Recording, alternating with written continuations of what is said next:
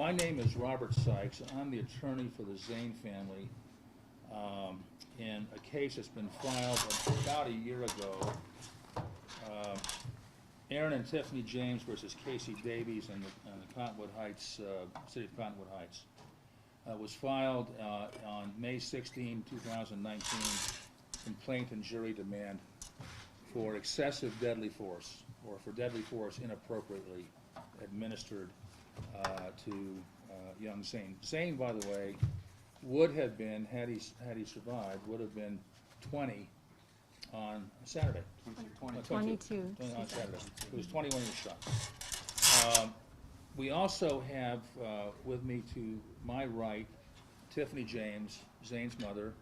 On my left, okay, we have Aaron James, Zane's father. And on my far left, no political thing intended here, Tally Bruce, a city councilwoman from the city of Cottonwood Heights. Over here we have Raven James, who is a daughter of Tiffany and Aaron. We have, what's her last name again? Gabriel Pecoraro. Pecoraro, who was arrested. Also our son. Also his son. Yeah. We have my partner, Allison McAllister, and my associate, Pete Sorensen. I also have with me today two of my paralegals who were here yesterday and witnessed everything, and one of them has agreed, maybe both of them, to speak to you later. Why we're here is the events that happened yesterday, August 2, 2020. There was a March for Justice. It was a rally, or a protest, if you will, that was scheduled right here at this location, and I think they were meeting in this... Right here. Right here, this very place. And the purpose was twofold, I think, and you can correct me if I'm wrong on this, but maybe threefold, but twofold at least, as an honor to Zane, and secondly, to protest police brutality and police violence, which has become another pandemic, unfortunately, in America. The rally started at 4 p.m. It was about an hour and a half. There were speeches by different people. Tiffany, I was not here, I was not present, but Tiffany can tell you who some of those speakers were, but they talked about important things to society having to do with police abuse. Tiffany talked about her son. I think the people that were here want more than anything there to be a reduction of police violence, unnecessary police violence. Sometimes police violence is necessary, but so often it is not necessary. And so the idea behind this rally was to talk about those important issues. Okay. Now, Tiffany enlisted the help of a professional group. I don't know its actual name, but I think it's one of its leaders is here, that has done these types of rallies and protests around Salt Lake County for approximately the last 10 or 11 weeks, since the end of May 31st. And they've done them at different locations, all without any incident, all without any problems, all without any violence, as I understand. Is that correct? No violence. And the plan was to have the rally here, and then walk about a half a mile to 3/4 of a mile to the location where Zane was shot. Okay, it's not far from here, and that was the idea. The plan was, when they arrived at that location, Tiffany, the mother, would say a few words, and then it would be over. Everybody would go home, and that was the plan for a peaceful Sunday afternoon. Okay. It didn't happen that way, unfortunately. Now, what I'm about to tell you, I know through photographs, watching videos, and some eyewitness testimony of some people that I respect quite highly.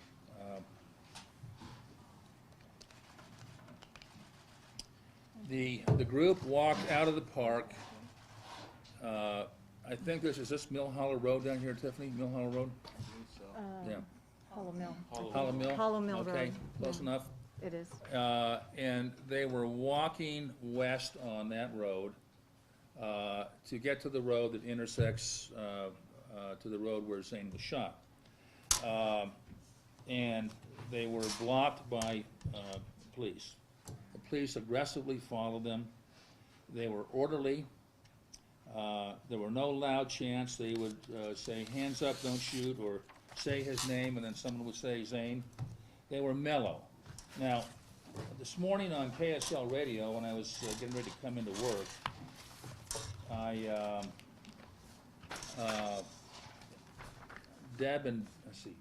Dave Noriega and Deb Dujanovic were talking about this incident for an hour, okay? A whole hour. And what they were, there was a lot of misinformation in that program, okay? I'm sure it was unintentional by the commentators. But the police chief got on, Robbie Russo, who I know. I like Robbie Russo, okay? And said, he called it a riot. Well, let me show you what a riot looks like, if you can get your cameras in here, okay? That's a riot, okay? People walking orderly down the sidewalk, for heaven's sakes. That's a riot? I don't think so. My two paralegals that are here were out to watch this, and they said everybody was orderly, everybody was peaceful. There was no riot. You know, there was no people throwing things at officers or breaking windows, none of that, okay? I'm going to hand these out. Pete, would you mind just passing these around, if you could? Now, they brought me some more photos, okay? Here's a photo of Tiffany and Aaron exercising their First Amendment right to free speech, talking about this problem of police violence, unnecessary police violence, illegal police violence, unconstitutional police violence, in violation of the Fourth Amendment, okay? And this is what it looked like. And Raven is over here too, by the way. She's on the left of the photo, right of the photo. And Gabriel. And Gabriel is here too. Oh yeah, he's on the right of the photo, okay? Now, that's not a riot, I'm sorry to say, okay? It's not a riot, Chief Russo. It's not a riot, okay? And Pete, if you could pass these out, or here, Allison, one of you. If you want to just come over Yeah. here. We have one. Here's another photo of this riotous group going down the street, you know, from behind, you know. Notice how we're flanked by police cars on Yeah. both sides. And we're squeezing picking up us our in. trash. And we're picking up our trash. And this massive show of, here, I'm going to hand these out, Pete. Would you put those down there too? Thanks. And here's the response to the First Amendment freedom of speech. Now, freedom of speech is in the First Amendment. It's first for a reason. It's very important for Americans to exercise free speech. Very important. And this is the intimidation, okay, exercised by the police department. Massive show of force. Officers in SWAT gear, 3 or 4 or 5 agencies. They had the Highway Patrol, West Jordan, for heaven's sakes, Sandy, West Valley City, West Valley City Murray. police showing up Unified. in SWAT gear and Carrying Army gear. assault rifles. Assault rifles at the ready.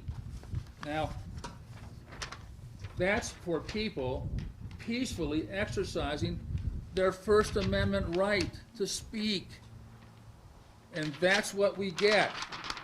And what that does is it just rips up the First Amendment. Okay? And we can't have the police doing that in the United States of America. We can't have that.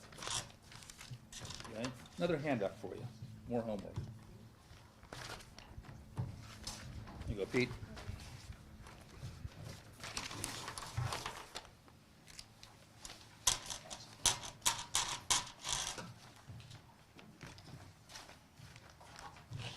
Now, on the radio this morning, I want to correct a little bit of misinformation here, okay? Chief Russo said they should have had a permit, okay? Well, you will search the First Amendment in vain for a requirement to have a permit to do free speech, okay? It ain't there. It ain't there. Now, we checked their own regulations. Where do I have those? Okay. And I will hand these out too. Here, Pete, put those down.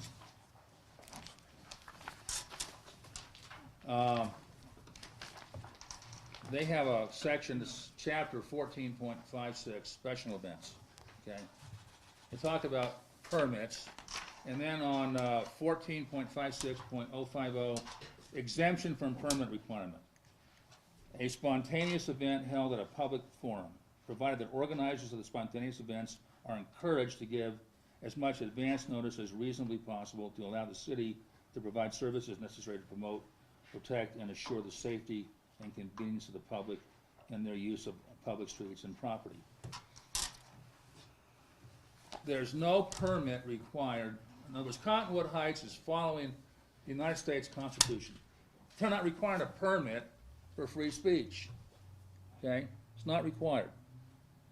It's not required. And by the way, when you all finish this press conference today and you want to drive around the neighborhood, it's a very nice neighborhood, you know, residential streets. These people, there were maybe, I don't know, between 50 and 100, you know. You estimated 50 last night, maybe a little bit more than that, but 50 to 100 people walking by. Those people can pass by in less than 2 or 3 minutes. You know. It wasn't a big deal, you know. These weren't rowdy people. They were doing no damage. For the most part, they were on the sidewalk, okay? So, there was no permit required, and there is no permit required. The United States Supreme Court has held that you can't require a permit for free speech. Okay, you can't do it. Okay, let me correct a few misnomers about Zane's death, okay? He was shot in the back by an officer from Cottonwood Heights, okay? Now, I read all the police reports, and it sounded like so many I've read where they make statements, often false, about what happened, okay? So we sent a private investigator out to knock on doors and see if anybody, it was about 6:15 in the morning, okay? A morning in May. See if anybody saw it, and we found a witness. She heard sirens, and she came out, and I won't tell you her name because I haven't got permission to do that. But she heard sirens and went out, and right out of her window, she saw the whole event, okay? From about maybe, let's see. 30 feet, 50 feet. It was maybe more like about, you see where that tree is back there? I'm saying about half again as far away, not even that maybe. These are small streets, okay? And I interviewed her for two and a half hours on video. I've got video of it, okay? And here are some of the things she told me. There was no warning. Now, generally speaking, police are required to give a warning before using deadly force, okay? There are cases that say that. You know, where practicable, give a warning. She said Zane had nothing in his hands. He didn't have a weapon in his hands. He's accused of holding up 2 grocery stores with a BB gun, okay? He probably did it, okay? But it doesn't mean you can use deadly force. He had nothing in his hands, okay? There was no stop or I'll shoot, Now, she also said, the witness told me, she or he, whatever it was, told me that two people, two officers, uniformed officers, came to interview her that day, the day of the shooting. Two uniformed officers came to interview her. She told them what she told me. There was no warning. He had no gun. His back was to the officer, okay, and he's limping away. He had crashed his motorcycle, or his motor scooter, and he was injured, and he was limping away, and from about 25 feet, without warning, the officer shot him in the back. Now, twice. Now, we believe that's unlawful use of deadly force. We believe we will prevail on this case, okay? The judge has it under advisement. It's been argued. We don't know when the decision is coming down. It's been a while. Seems like, what, about 6 months, 7 months? Since November, I think. It's not uncommon to take that long. But we'll have a decision. If we lose, we're going to appeal to the 10th Circuit, okay? But we will get this litigated. Now, Sim Gill made the decision not to prosecute. There's a couple of things that weren't brought out in this interview this morning that were not mentioned by anybody. Among those important things were that the officer took the Fifth Amendment and wouldn't give a statement. Now, you know what that means, ladies and gentlemen? That means that he exercised his Fifth Amendment right not to say anything because it might incriminate him. Now, he has that right. I defend that right.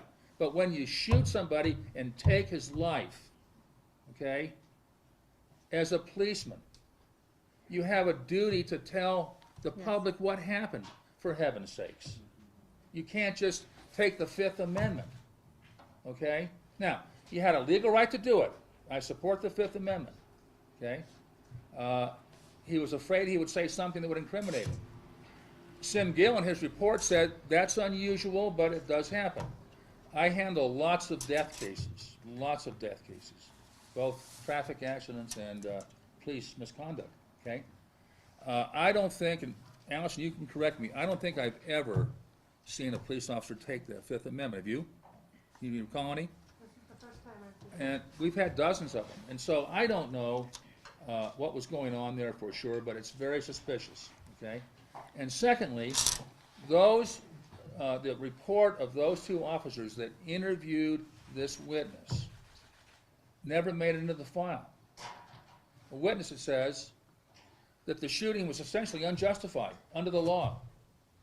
As I've read dozens and dozens of cases from the U.S. Supreme Court, the 10th Circuit, other district courts about shootings, okay? And I don't think it meets the standards to be a legitimate police shooting. And this witness's statement helps prove that, and yet it wasn't in the record. Somehow that got destroyed or lost. I don't know what. See, we haven't had discovery yet. Bottom line is that we have here with Zane James some reckless and deliberately bad conduct, and you know, this matter needs to be heard by a jury. Okay. Now, the other thing about what happened here yesterday, last night, there's another principle of law, and I could cite the case to you. I've got it right here in yellow, but here's what it says. Because you'll see some photos taken by Rick Baumer and others that were here showing punches being thrown, you know, by different people. Here's the law on that. The police cannot provoke a citizen and then use the reaction that's been provoked by the officer as justification for force. Okay? That is a standard rule of law in excessive force cases. Okay? From the witness statements that I've heard from my own employees and other people I've talked to, okay? That's what happened a lot. Uh-huh. Excuse me? I should turn that on silent, right? All right. Sorry about that, folks. But that's what happened out here yesterday, okay? The police provoked some of these citizens. I think they provoked a man named Ben. I think they provoked a man named Gabe. I think they provoked Aaron James, okay? And then tried to use their reaction as justification to arrest them and to take them down hard. I think that's what happened, not just with these people, but with others. And I think that bottom line, before I turn the time over to my clients here, I think what we had here yesterday was an organized attempt to intimidate free speech, an organized attempt to devalue free speech, an organized attempt to silence free speech, okay? That's what we had here yesterday. That's what we had here yesterday, and that's not right. And when that happens, citizens have to stand up. They have to object. They have to have a press conference occasionally, okay? They have to protest that. And that's what we're here today to do, to shed some light. Now, how did they intimidate it? Massive show of force. 4 or 5 agencies, SWAT gear, probably 20, 25 police cars, more than that? More than More than that. that? 50. Yeah. Yeah. For a peaceful protest of less than 100 people, between 50 and 70 people, what other purpose would there be than to intimidate speech? Okay? It can't happen. Now, I don't know what we're going to do from here, whether we're going to file a civil rights action against Cottonwood City for this. I don't know. But it's certainly on the table. It should not have happened. Cottonwood City is wrong. Now, I'll tell you one last incident I heard about, because one of my employees was 5 feet away, 10 feet away, and watched this. Okay, the police chief came up to a councilwoman and threatened her with arrest. A councilwoman, one of 5. Her name was Tally Bruce, and threatened her with arrest if she stepped on the street. For heaven's sakes, in a residential neighborhood, trying to exercise her free speech. What did you say? Support her constituents. Support one of her Support constituents. her community. Yeah, yeah. Support this Now, movement. like I said, I know Robbie Russo. I like Robbie Russo. But this was wrong. This was dead wrong. You don't do that kind of stuff to citizens, especially someone like Tally Bruce, who's on the table with us here, who is trying to do her best. I think it's more or less a volunteer job. You don't get paid very much, do you? $14,000 a year. That's a loss for most people. And so that was wrong. And then she got punched in the throat. I tried to call her last night. She was at the hospital under morphine, for heaven's sakes. And so, you know, this was wrong. They could have handled this with 4 police officers, you know, and just guided these people, make sure they didn't, you know, block intersections for more than a minute or 2, you know. They could have handled it easily. They didn't need 50 police cars, for heaven's sakes. Okay. Enough of my rant on the Constitution. I'm sorry about that, but that's how I feel about it. Let me have, now,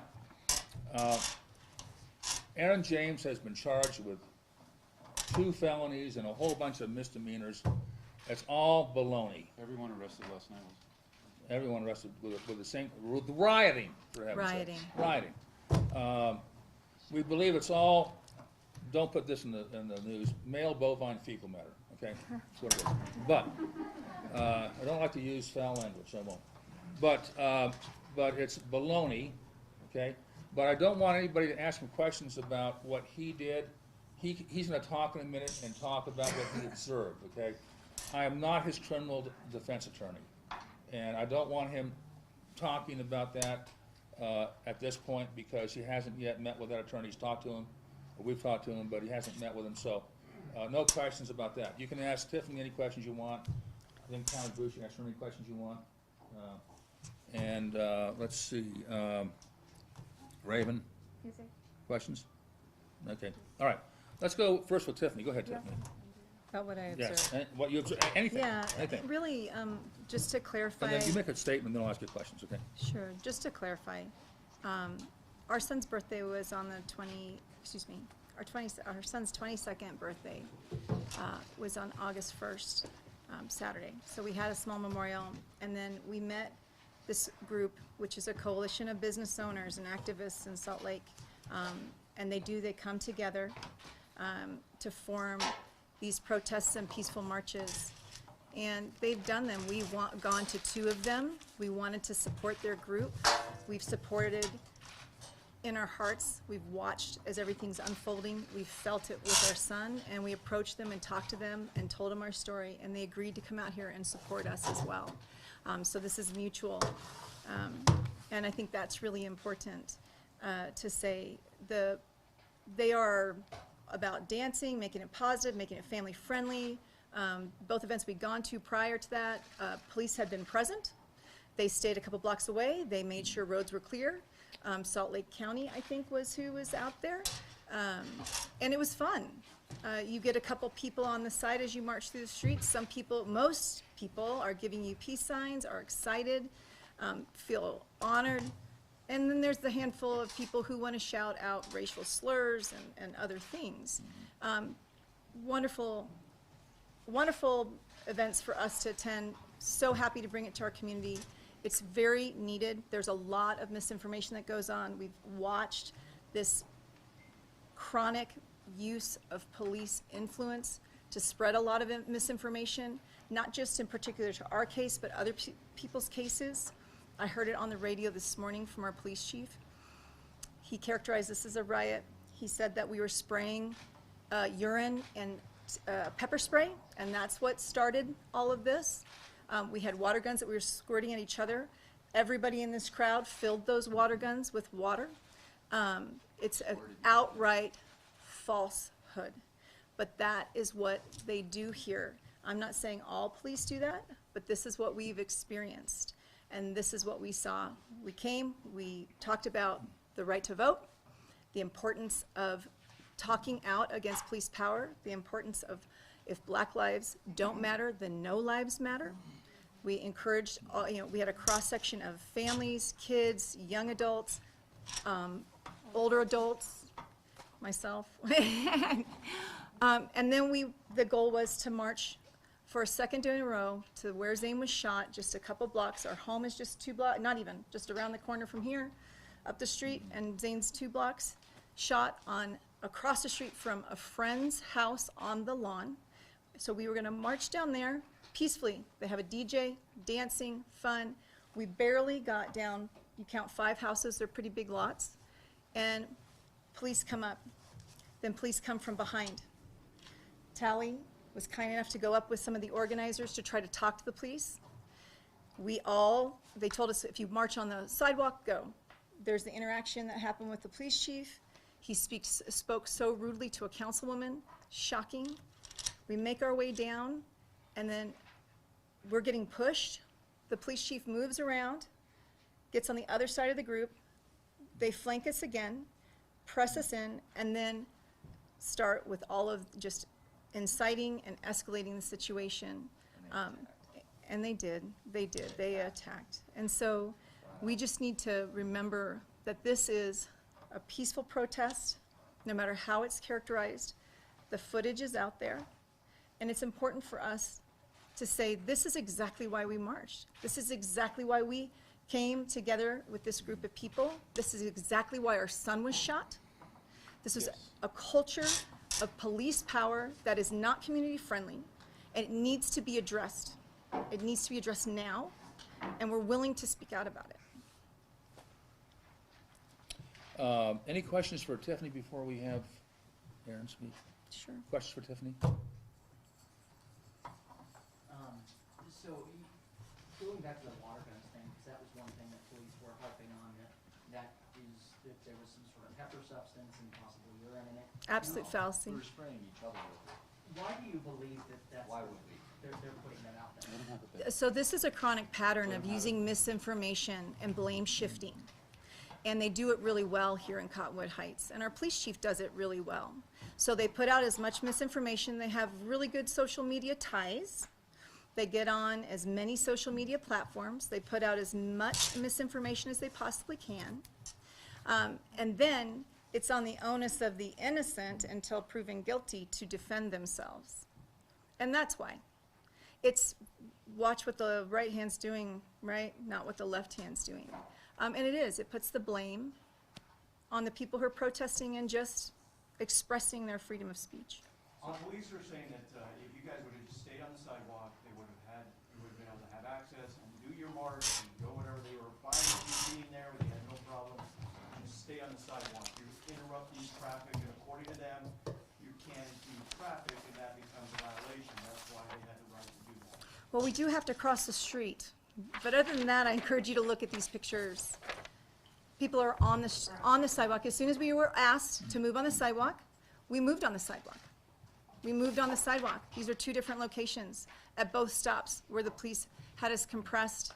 And then once we stopped at the second location, then they basically picked out someone from the crowd and started chasing him, pepper spraying. And this was after Police Chief Russo entered the crowd of police officers that were on one side, and he told them to start making arrests if anyone stepped their foot off onto the street. So we were trying to comply. And then when this out-and-out violence started against people, protesters, at that point, everyone's like, hey, are we supposed to stand here and watch you guys do this? No. They had someone on the ground, they were hitting him with a wooden baton, pepper spraying young girls, young women, tiny. And that's who they picked first, is women. And what's that gonna lead to, right? In a room full of men, people don't stand for that. You can't just stand by for that. And it wasn't as if that made everybody rush forward. Just a handful of people, one or two were like, hey, and might cross the street, and then they got targeted. And so it was a slow process of drawing us in, and it was very deliberate and very calculated, And in my Dan, opinion. I think that, well, I have an eyewitness that told me that Chief Russo confronted Pally Bruce, and she can speak for herself in a minute. But she was not more than 10 feet away, the witness, and said that he threatened Pally Bruce, if you take one step off the curb, I'm going to arrest you, okay? In a residential freaking neighborhood where people cross the street all the time. There's no jaywalking out here. That was an excuse to arrest people, okay? And so we don't think it was legitimate at all. There was no one was blocking traffic here. There's very little traffic, as you can see out here. And this didn't happen, by the way, in the main road. It happened on one of the other roads. You know, there's very little traffic, and it wouldn't have been blocked for more than 90 seconds probably, if that. And that's a small price to pay for freedom of speech. Okay, Aaron, do you have any comments you want to make about what you observed only, please? Yeah, I'll reiterate Tiffany's comments. Well, we started off, and as Tiffany had mentioned, with our Streets SLC, Dance Dance Revolution, we attended a couple of their rallies and were really impressed with what they did. I mean, it was a positive message, and that is the reason that we were looking for a bit more of a megaphone. We haven't had very much luck with our megaphone over the last 2 years with our city or our And we have county. tried. We have tried. And this was our opportunity. I mean, these guys put on a class act. They've got people on the edge, helping secure streets. They're nonviolent. They have a Nonviolent. message before Nonviolent. we start. Hey, we're here to march. We're here for peace. The If there's medic, any antagonizers, just They have a ignore medic? them. They have a they medic? do. Yeah. They have a medic? Bring They got people with sunscreen, water, They have masks. people with sunscreen. They ride their bikes. They stop. You walk through. They give you more water. They give you more sunscreen. The crowd passes. They roll up again. This is the group. This is the group that a family with a son who was shot in the back wants to be part of. We don't want to go throw bottles. We don't want to go set things on fire. We just want to be heard. And so we did. And they showed up, and it was beautiful. We had speeches about voting in November, exercising your voice. My wife barely made it through her speech. Good job. Speaking of our deceased son, music. Good job. Great music, t-shirts, posters, stickers. And talking about everyone else that this has happened to in our city and happened across the U.S. Absolutely. Right? Putting Zane in the context of the national problem that our country's facing right now. Getting stories from other community people that have never had a chance to speak out. I'm telling you right now, we may have felt alone before. After speaking with people over the last 2 months, we don't feel alone. There's so many people with a story similar to ours. They don't have a deceased son, but they do have that same exercise of power that was demonstrated yesterday. Yeah, this happened last time. We started our march. Music was playing.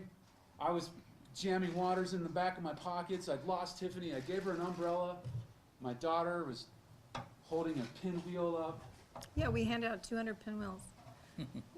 You know? We got down the street. Fairy garden. Yeah, We got down the street. very garden.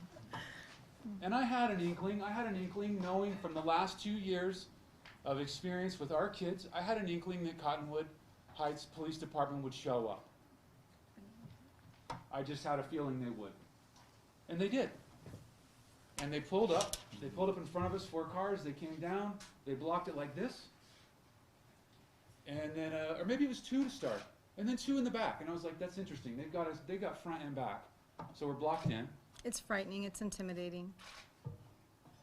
They're wearing Our Streets tactical gear. SLC staff went up there, spoke with them. Oh, they were there for 5 minutes, getting it all straight. Hey, we just have to get on the sidewalks and move forward. So we did that. We got on the sidewalks and moved forward. Had to cross the street, and we were coming down a hill, getting it jazzed up again, because we were sort of, everything kind of took the wind out of ourselves, because we were there for 5 minutes while the police and the staff were having a debate Oh, no, this guy. about what was right or wrong to do. And we started down the hill, and then 4 police cars came up, I think it's 6710, came roaring up, blocked the street, more from behind, compressed on kind of an awkward hill type situation. And out popped not just uniformed officers like the first time, for a debate, for a discussion. This is the second within 5 minutes, the second show, and out pops the green unitard with billy clubs and mace, Assault rifles, Assault rifles, That's not right. tactical shotguns, gear. shotguns. Pepper spray. and I will tell you, we were trying to figure out what to do, because they weren't saying, guys, if you just stay on the sidewalks and move past the cars, it will be fine. Just move. Just continue down the street. Don't block traffic. But it was odd. It's like we got stuck there. It's like we got trapped there, for lack of a better word. That's exactly what No was one was happening. moving, it just stalled out. And then emotions flared. And, I see police on top of demonstrators. I see a police person had gone in on a person's driveway and was macing somebody behind their car. I turned to my wife, I was like, is somebody getting maced over there? And beaten with a club. It was our friend. It was our friend. She's here today. She's over here, And then, yeah, they got me. Didn't they? Sure did. And it didn't go anywhere. The whole thing just fell apart. The whole thing fell apart. I don't know what to say. When we show up as a peaceful demonstration with music playing in the back of our car, and pinwheels, and squirt guns, and there's a wall of guys in helmets, in military, and SWAT and radios buzzing, it's pretty intimidating. And calling names. I don't have anything else to say. Sally, do you want to say anything? The city council will be discussing police reform this Friday. A little sweaty under here. Cottonwood Heights City Council will be discussing police reform this Tuesday, and there will be public What time? comment. What time? We start discussions at 5, but public comment will start at 7 p.m. That's tomorrow. Tuesday, tomorrow. Tomorrow at 7 p.m. And if the public registers for that conversation, they can join our Zoom and have 3 minutes to share their experience, to share their thoughts on police reform, to share anything and everything they want to share with us as a council that can impact our decision-making as we evaluate police reform. So I would encourage anyone and everyone to go to the Cottonwood Heights website and pre-register to get your Zoom link and join the Zoom. They don't show your image, they show your Zoom username, and you're allowed 3 minutes as public to make comment. That would be priceless to us as we make decisions about policy and reform and what happens next. Hey, Ray, do you want to say anything, or are you okay? Do you have questions for any of us up here? Any questions from the press? You've all been kind of silent. I would say, so we spent about 45 minutes talking with the lieutenant of the police department right before this to get their side of the story. They did mention that several officers were injured, a couple were in the hospital. Obviously, protesters were arrested, and also some of them, I believe, were injured. It's interesting, we didn't see any police officers getting any type of medical treatment or even injured. Can you say that one more time? I didn't quite hear it. So we didn't see any police officers that were injured or getting medical treatment. So I just find that interesting. I find that interesting, and I find it to be very consistent with the same thing as saying that they were getting sprayed in the face with pepper spray and urine. When it comes down to just the general amount of violence that took place, I mean, were you ever expecting it to escalate to this point? No. No way. No, and actually, I was on the radio this morning, and I want to make a really good, valid point. The radio program I was on is the same one that Tally was on, and it was the same one that the police chief was on. And the commentator had said, you know, it just takes 1 or 2 protesters to make a riot. Essentially, those aren't his exact words. Every time.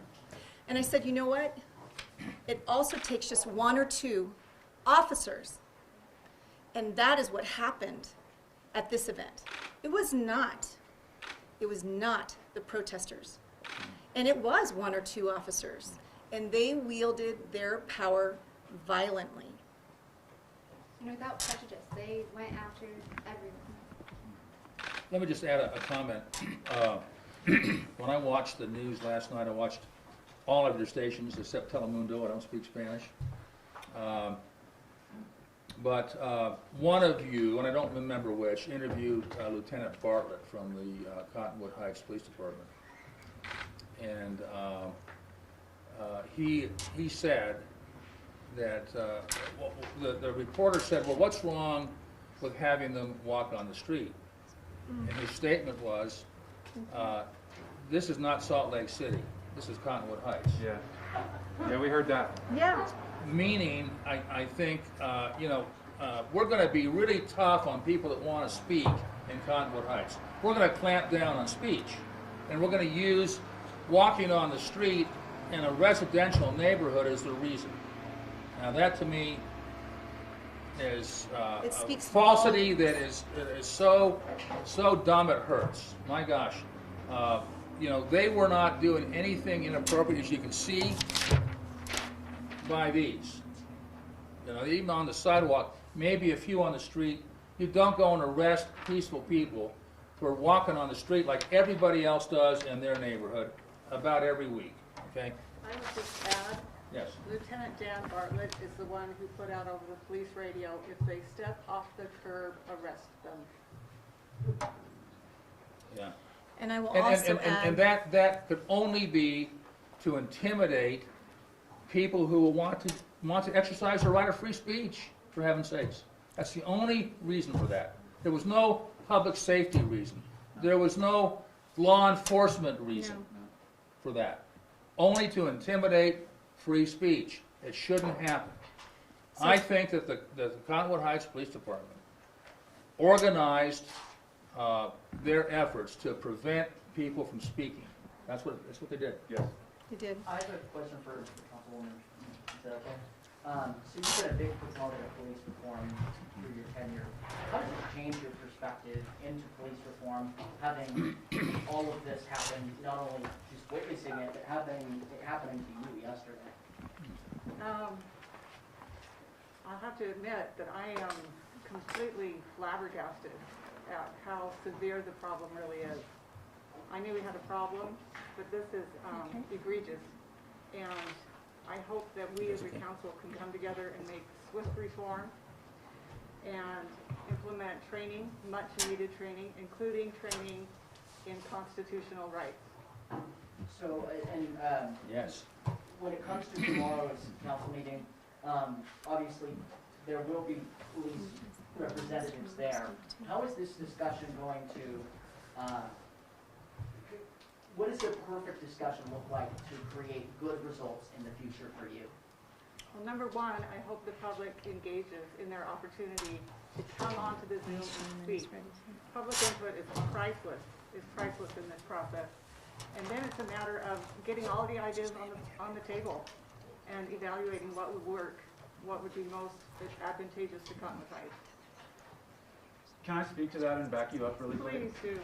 So 2 years ago, immediately following our sons having been shot in the back, my wife and I went to both the mayor and the city manager and had a face-to-face. At that point in time, Tiffany, I think you and I were like, man, we're not going to be litigious. We're going to do the right thing. Let's look up some things. Let's look up some police reform. Let's put some things on paper. So her and I, we wrote a list of things, and we went and sat down and had a meeting. I think they requested only 2 of them. Oh, sorry, Bob. Only 2 of them, because if there was 3, there'd be a quorum, and they'd need approval and all that stuff. So we said, fine, we'll just do the 2. This is going to be great. We're speaking with the bosses of the city. We sat and had a conversation. They said they were very sorry for our loss. We'll get back to you. And that was the end of that conversation. We And can't say then too much. You guys might sue us. we filed suit 12 months later We waited and and didn't waited. hear a word from the city. Not a word. Not a word from the mayor. Not even so much as an email. Not a callback.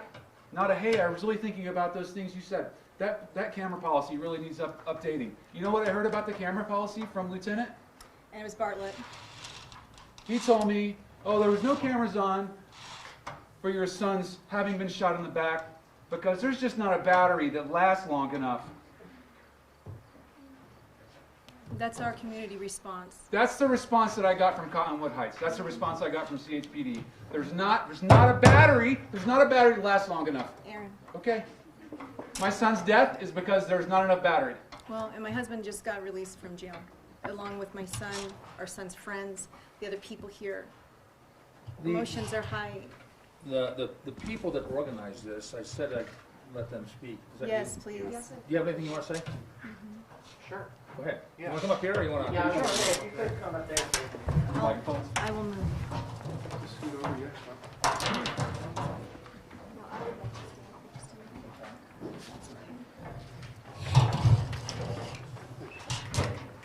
If possible, can you say and spell your name before you start? Yes, my name is Parker Yates, and that is Parkeryyates. And your title? My title is Human. Good answer. So, if you want to just start off with what's your response to last night?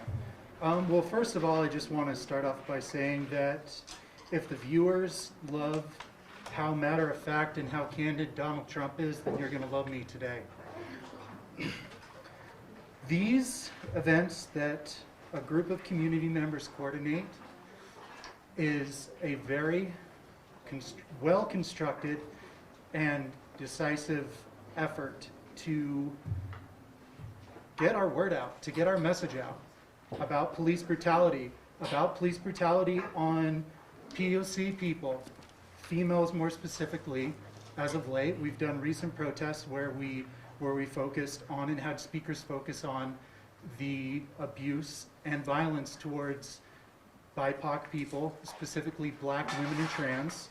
And we coordinate these events to go to different communities in different neighborhoods. One week we went up into, I'm not sure exactly what the neighborhood was, but we went up there specifically to go talk with District 6 City Council member Dan Dugan. He came out and spoke to the protesters. He danced with us for a few blocks, and then we went on our way. These efforts are not just people trying to shout into the void out in the streets. This is a calculated effort to try and spread a real message of change. And Zane James is a member of that community.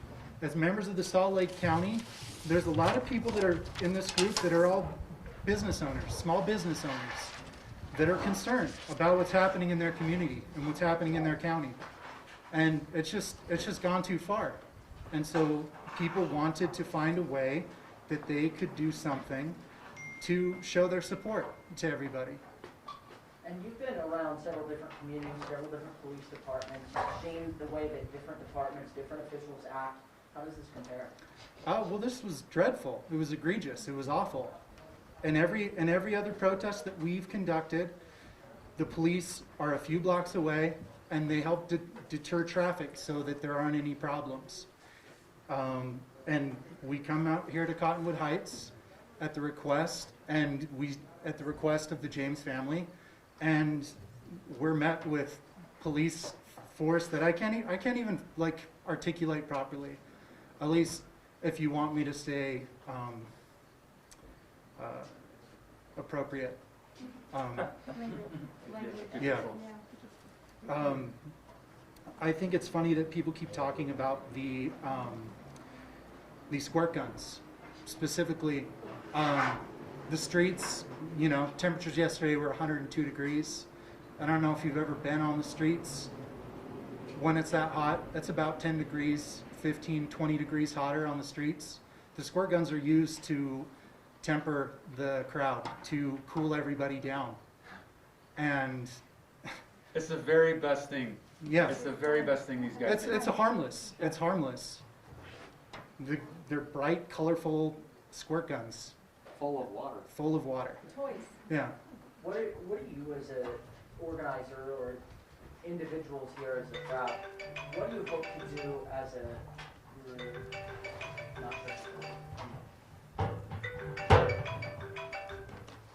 what are you as a group or a group of individuals going to do to try to at least take this to the next step? Not necessarily escalating it, but what are you going to do in response? Well, first and foremost, I would just like to thank the CHPD for showing us such hospitality and kindness yesterday. I think it's the perfect example of how we want to move forward. Abolishing, excuse me, abolishing qualified immunity, because they obviously can't take constructive criticism out here at CHPD. That's a good start, and then we'll take it further. Can I ask a question of Erin? If CHPD had given your family and the people who were with you yesterday, perhaps, let's just for the sake of argument, say an hour to go visit and pay memorial respects to your son, and then come back and disperse, would that have been appropriate? Okay. Would you have accepted that as a compromise? Well, let me answer first. Is the CHPD does not need to give me permission to drive down to my place where my son was shot.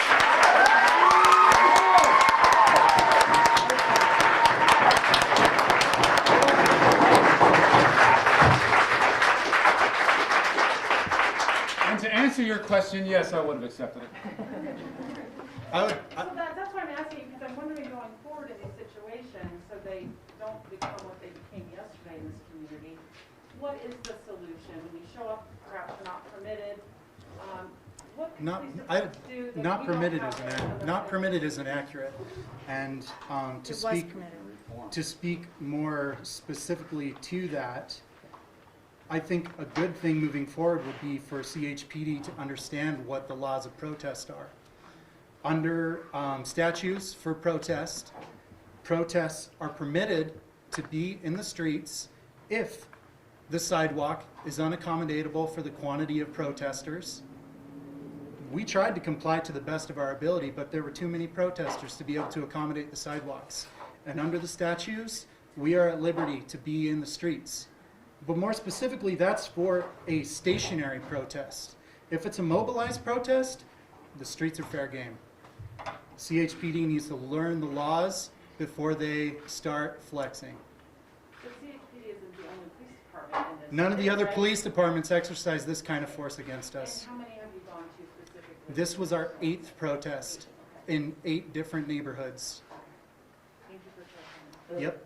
The police department says that they are more than willing, in fact eager, to have discussions about this. Obviously, from what I'm hearing today, That is not you true. disagree with That- that. yeah, that's That's incorrect. We just saw completely how eager they are. false. So explain or expand a little bit on your feelings about them specifically saying they are eager to have discussions. You know, it's very, very easy. We started with one great example when our son was shot. We went in and asked, say, let's have a conversation about this. They said, we can't. We've had, we went in and we talked to our councilwomen. They were told they can't speak to us because there's a pending litigation, which is false. My husband went in and talked to Police Chief Russo and I spoke with Bartlett, not Russo. Bartlett. Yeah. No, you did get to see Russo came in. You saw Bartlett, then Russo came over and apologized. What, No 2 response. years ago, yeah? Yeah, 2 years ago. So for the last 2 years, we have tried to have dialogue. We tried to talk to them when we were invited to come speak at a Black Lives Matters rally at the beginning of June. We see these men in our community every day. We try to engage. This idea that they're trying to be community friendly and want to change, every time their budget's been looked at, you know, they wage a war of misinformation, in particular against our councilwoman, Bruce. That's, you know, there's an active lawsuit pending with our chief of police. He's suing our councilwoman. You can't tell me that's not a conflict of interest when he then shows up with the force and tells her he's going to arrest her if she takes a step off the street.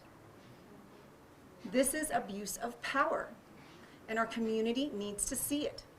And they need to stop looking for compromises, especially when it's your son who's shot in the back. Because it wouldn't just be our son, it's other people's children and sons and fathers and daughters. And so it's time to stop compromising and looking for compromises. It's time to hold people accountable. When you have policies and procedures and people don't follow them, they're made to be accountable. I work in industry and business.